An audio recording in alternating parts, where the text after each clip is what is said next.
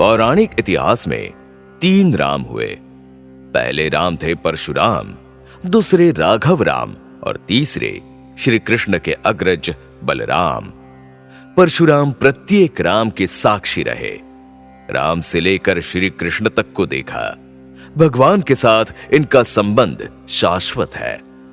वे भगवान शिव के अकेले शिष्य हैं जो हर युद्ध विद्या में प्रशिक्षित हैं।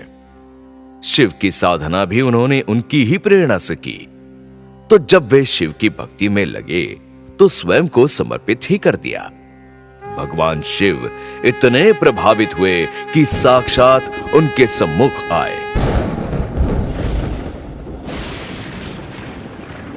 राम, तुम स्वयं मानसिक क्षमता, कौशल, योग्यता और शौर्य के प्रतीक हो। तुम्हारा जन्म जिस उद्देश्य की पूर्ति के लिए हुआ, उस कार्य की ऊर्जा हो तुम। क्या चाहते हो? शक्ति चाहता हूं आत्मविश्वास, शस्त्र और शास्त्र की शक्ति चाहता हूं भगवान। तुम समस्त शक्तियों से पूर्ण हो राम। हम स्वयं तुम्हारे सहायक हैं। परंतु कैसे? संसार इस सत्य को स्वीकार कैसे करेगा? ये क्या है भगवान?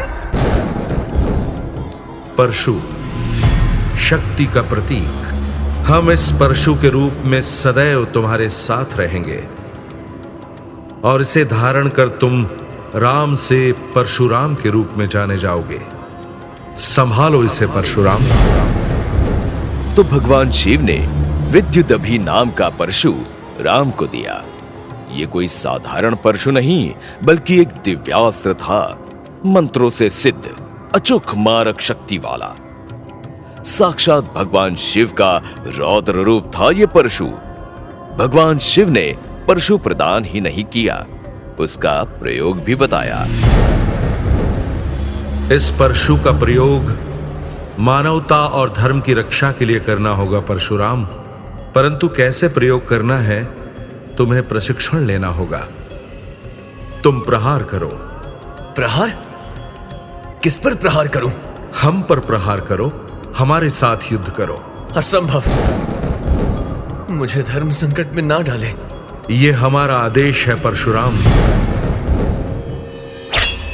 भगवान शिव ने परशुराम को परशु के समस्त रहस्य बताए। परशुराम आत्मविश्वास से भर गए। उनमें नई शक्ति का संचार हुआ और बढ़ चले धर्म पथ पर। माता पिता नहीं चाहते थे कि परशुराम महिष्मती नरेश कार्तवीर्य को चुनौती देकर कोई संकट मोल ले। तो पिता जमदग्नि ने उन्हें परामर्श दिया। तुम्हें साक्षात भगवान की शक्ति मिली है पुत्र। इस शक्ति का प्रयोग अनुचित न हो, इसका सदैव ध्यान रखना। उचित और अनुचित में भेद कैसे करें पिताजी? जो कार्तवीर्य अर्जुन के लिए उचित है वो हमारे लिए अनुचित है, और जो हमारे लिए उचित है वो समस्त हय्य वंशियों के लिए अनुचित है। उचित और अनुचित तो दृष्टिकोण का अंतर है।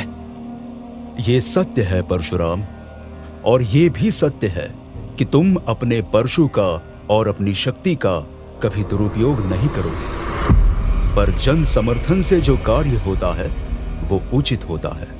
मैं वचन देता हूं पिताजी, मेरे जीवन का एकमात्र उद्देश्य निरंकुश, अन्यायी और अत्याचारी राजाओं का अंत होगा।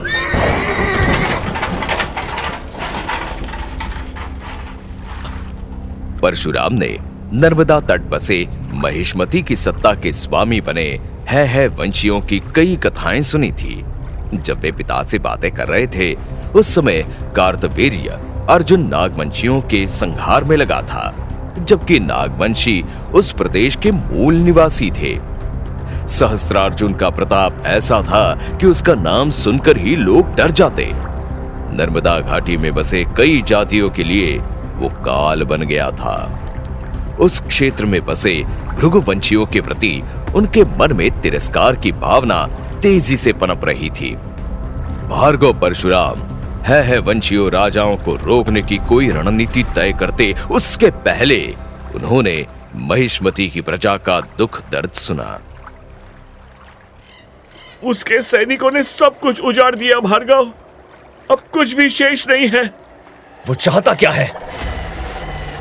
अपना वर्चस्व, धन और सत्ता का भूखा है। उसने मेरे पिता को रुदन के कार्तवीर्य के अहंकार का अंत नहीं हो सकता। रुदन तुम सबकी दुर्बलता है और वो इसी का लाभ उठा रहा है। हमें लड़ना होगा, सामना करना होगा उसका। यदि नहीं तो अपने प्राण गंवाने होंगे। पीड़ित प्रजा के आंसुओं से भार्गव परशुराम पिघल गए। किसी निर्दोष का दुख उनसे सहन नहीं होता था। उनका स्वभाव ही कुछ ऐसा था।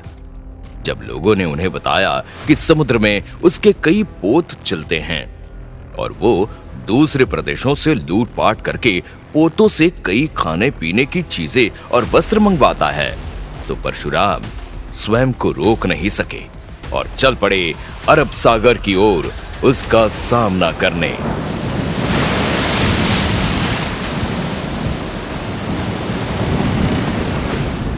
मैंने ऐसा तूफान कभी नहीं देखा। इतने सारे पोत एक साथ। महाराज, सहस्त्र अर्जुन के पोत के साथ इतने पोत तो होते ही है। पता चला है कि वो अपने पोत में भार्गव को बंदी बना के ला रहा है। ये सारे पोत हिचकोले खा रहे हैं। लगता है कि डूब ही जाएंगे। कुछ नहीं होगा। भार्गव परशुराम आ रहे हैं। सहस्त्र अर्जुन में इतनी शक्ति नहीं है कि वो भार्गव परशुराम को बंदी बना ले।